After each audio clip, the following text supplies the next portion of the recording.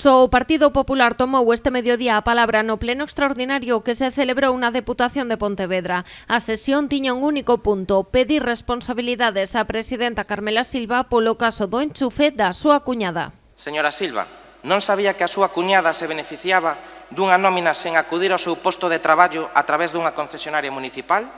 Segunda pregunta. Parécelle ben que a súa cuñada participase desta estafa? Terceira pregunta. Pode dicir que non o sabía?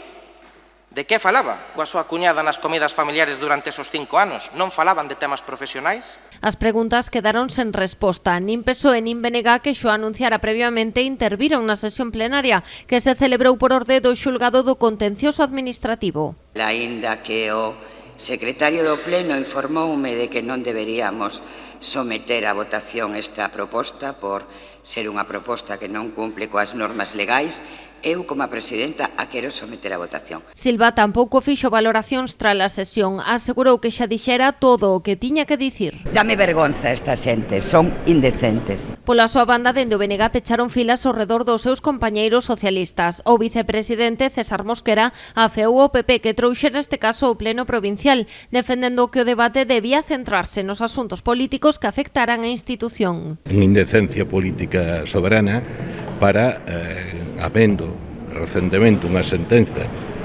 que condena ao señor Rouzán polas súas actividades como presidente nesta Diputación, nin o PSOE nin nos presentamos ningún debate sobre eso aquí, e resulta que algo que non afecta para nada a Diputación, nin ten que ver, nin tan siquiera directamente ou judicialmente afecta a persoa interpelada, a presidenta, pois se trae aquí. Pero bueno, o PP vale todo. Dende o Partido Popular acusaron a Deputación de falta de transparencia. Tamén criticaron que o streaming, que normalmente retransmite vía internet os plenos provinciais, se cortara xusto ao inicio da sesión extraordinaria.